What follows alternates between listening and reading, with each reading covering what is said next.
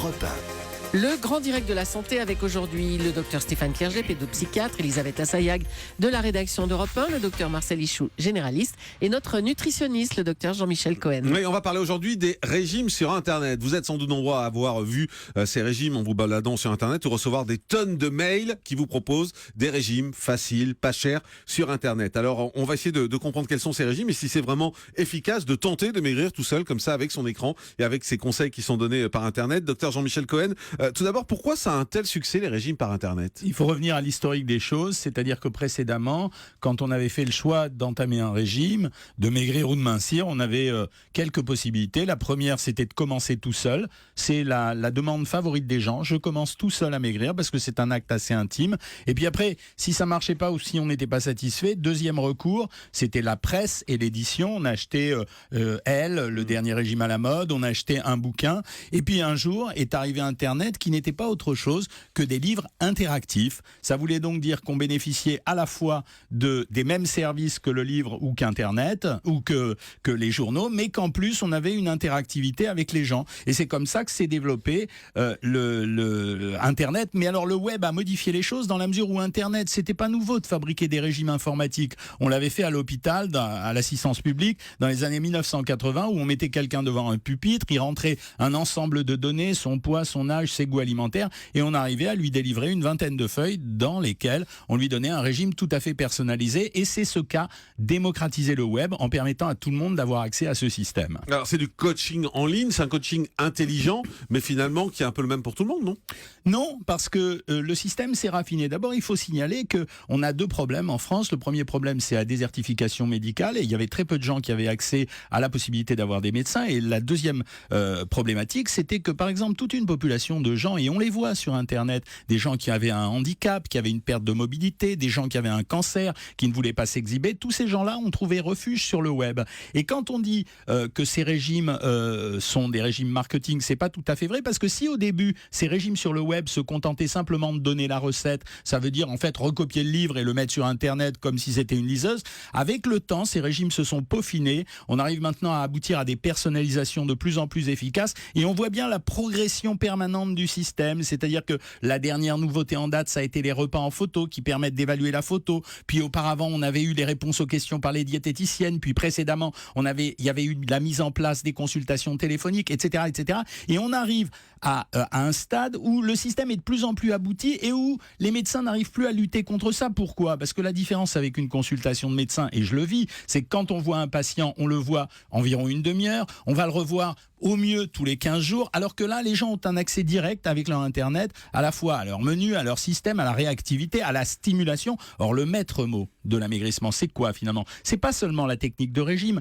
c'est l'engagement et l'accompagnement. Quand vous engagez, et que vous accompagnez quelqu'un, vous obtenez un résultat meilleur, y compris par un non professionnel. Donc c'est ça qui fait la différence, et c'est pour ça que ces régimes ont un tel succès. Mais est-ce que c'est moins cher ? Parce que le prix, c'est important. On se dit que si on va suivre un nutritionniste, ça va nous coûter une fortune. Incomparable. Bien sûr, il y a une grande dispersion des prix. Ça veut dire que ça va... Alors, faut se méfier de ces offres alléchantes qui vous disent on vous offre le premier mois gratis, 50% gratuit, parce qu'il y a une chose que vous devez retenir, c'est quand vous vous abonnez sur Internet à ce système de régime, il ne faut pas que vous oubliez de vous désabonner. Car dans les conditions d'achat, comme sur Canal+, comme sur Télésat, comme sur tout, ce sont des renouvellements automatiques, et c'est ça qui mécontente les gens la plupart du temps. Mais dans la réalité, c'est incomparablement moins cher. Les moins chers de ces régimes valent environ entre 12 et 15 euros par mois, ce qui veut dire... Et les plus chers d'entre eux valent 40 euros par mois. Et quand vous comparez ça à des consultations de spécialistes, s'ils sont conventionnés, bien sûr c'est 26 euros, mais il y en a très peu qui font ce métier-là en conventionné. Et la plupart du temps, dans les régions urbaines, c'est entre 50 et 100 euros une consultation d'un quart d'heure par mois, ce qui fait quand même relativement cher. Mais est-ce que ça veut dire qu'aujourd'hui, vous nous dites, on peut maigrir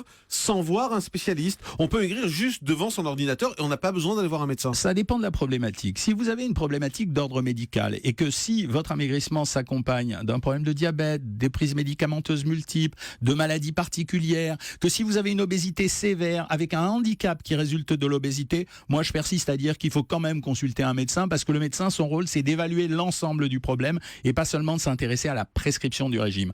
Si par contre, et c'est quand même la majorité des cas, vous avez entre 5 et 15 ou voire 20 kilos à perdre, vous êtes en bonne santé, vous comprenez ce qu'on vous raconte, et ben à ce moment-là, oui, ça reste une solution, d'autant plus que cette solution, finalement, elle vous engage pas à grand-chose parce que vous pouvez soit la coupler avec la consultation de votre médecin qui a pour charge de s'occuper de la santé, soit l'arrêter et à un moment donné consulter une diététicienne, un diététicien, un médecin. Je voudrais qu'on passe en revue quelques sites internet qui existent et qui proposent des régimes parce que, voilà, vous le savez, dans cette émission, on joue toujours la clarté et on vous donne les marques, on vous donne les choses. Donc on va passer quelques-uns qu'on a sélectionnés. D'abord, il y en a un qui s'appelle morphorégime.com. Qu'est-ce que ça vaut ? Ça, je dirais en que deux phrases à chaque fois. C'est de l'accroche marketing. On sait très bien qu'on n'arrive pas à faire maigrir quelqu'un juste d'un seul endroit. Et on va retrouver à l'intérieur de ce programme des techniques d'amaigrissement traditionnelles. Et on a alléché les gens par le morphorégime. Si le régime est bon, ça va. Après, l'accroche marketing, oui, ça fait partie du jeu économique. WeightWatchers.fr. C'est un des régimes les plus classiques qu'on connaisse. Il se situe entre 1350 et 1500 calories par jour. C'est un régime relativement équilibré. Ça fonctionne. Les gens le trouvent un peu contraignant, mais ça fonctionne. Pourmaigrir.net. Alors pourmaigrir.net, ça fait partie de ce que j'appelle tous les petits acteurs, c'est-à-dire des tas de gens qui disent, là ils voient une source économique intéressante et ils vont créer un régime mais très peu présent sur le web, mal exploré, ce sont des techniques de régime très banales. Régimeducamp.com. Ah, régimeducamp.com, mon copain du camp. C'est la technique du régime hyperprotéiné, la personnalisation, elle n'existait pas parce qu'elle n'avait pas de raison d'exister puisque c'était que des protéines et les accroches marketing étaient très nombreuses, on le savait, voilà, ça a donné les résultats qu'on connaît. Il y a un site qui s'appelle Doctissimo.fr où là il y a plusieurs régimes qui sont proposés. Alors, Doctissimo.fr, c'est assez sérieux dans la mesure où ils ont choisi des techniques de régime qui sont entre guillemets académiques, donc ça signifie que ça fonctionne. Hein. Ouais, le vôtre c'est aujourd'hui.com, donc je vais pas vous demander votre avis sur le vôtre. Non, c'est pas tout à fait aujourd'hui.com, c'est savoir-maigrir. Savoir-maigrir.com. Effectivement. Oui, par délicatesse, je vais pas parler de savoir-maigrir. Voilà, savoir-maigrir.com.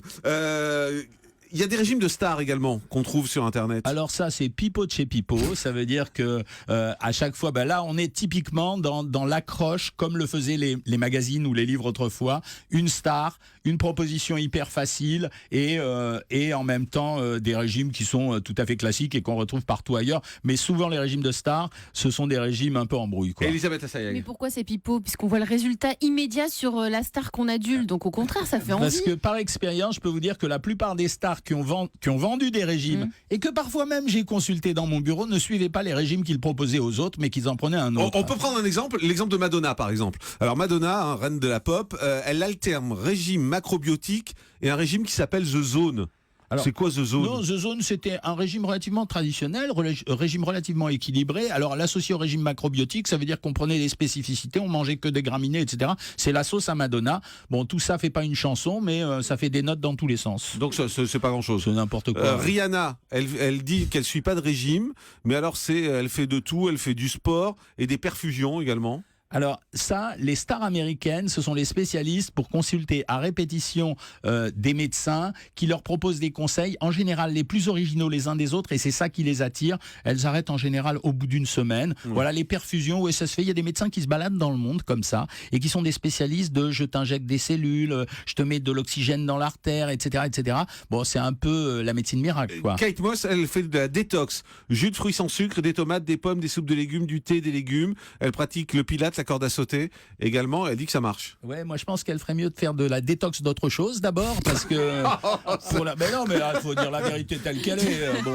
Donc tout ça c'est du produit de magazine. Je suis même pas sûr que ces stars soient au courant de ce qu'on raconte sur elles. Bon ouais. Alors l'histoire des jus de légumes, oui, il y a plein de gens qui font ça aujourd'hui. La grande mode, c'est finalement de pratiquer un jeûne en ne buvant que des jus de légumes. Ça s'appelle un jeûne hydrique. C'est vieux comme Hérode. Pourquoi pas, mais je l'ai rappelé à plusieurs occasions, c'est 48 heures maximum. Et ça, c'est des régimes, je vous en parle parce qu'on les trouve sur Internet justement. Beyoncé, alors elle dit se nourrir exclusivement de fibres et de céréales complètes. Oui, sauf quand elle mange avec son mari, Jay-Z, chez BLT Steak, Downton, à Manhattan, où on peut les pécho si on a envie, en général le mercredi soir. D'accord. Et là-bas, on mange ? Et là-bas, on mange des BLT Steaks, ça veut dire des steaks de 300 grammes, donc ça va bien. Hein. Oui, c'est un peu différent. Docteur Ichou. Est-ce qu'il n'y a pas un biais ? Parce que faire maigrir quelqu'un en quelque temps, Techniquement, c'est toujours possible à partir du moment où on fait une restriction calorique. Mais sur la durée, est-ce qu'il a été évalué? Ces régimes ont-ils été évalués? Alors, on a fait justement, il y a 2 ans, une étude statistique qui a porté sur que valaient les régimes Internet. C'était un organisme de sondage qui l'avait fait.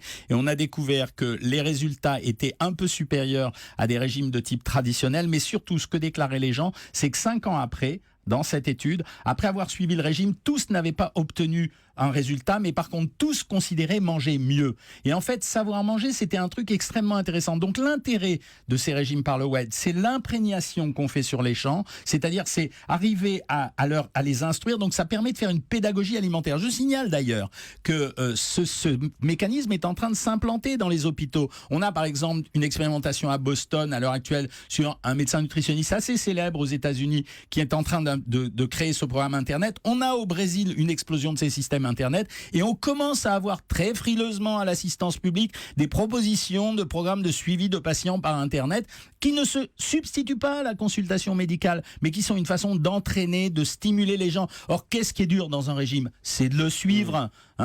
Tout le monde peut en parler, nous on en fait régulièrement, Jean-Marc et moi. Qu'est-ce qui est dur? C'est pas les 3 premiers jours. Non. Ce qui est dur, c'est le 5e, etc. Et quand vous avez une Mais alerte... ce qui est bon, c'est le 6e quand on Mais mange. non, mais c'est pas ça. Quand on l'arrête. Ce qui est sympa, c'est que quand ces systèmes sont ultra performants, ces systèmes envoient des alertes, c'est-à-dire qu'ils se rendent compte que quelqu'un n'est pas actif, par exemple, sur son programme, et ils balancent un push, et ils disent attention, vous n'avez pas ouvert votre programme depuis longtemps. Qui peut faire ça? Je précise qu'on a fait ce dossier avec nos confrères de Ouest France.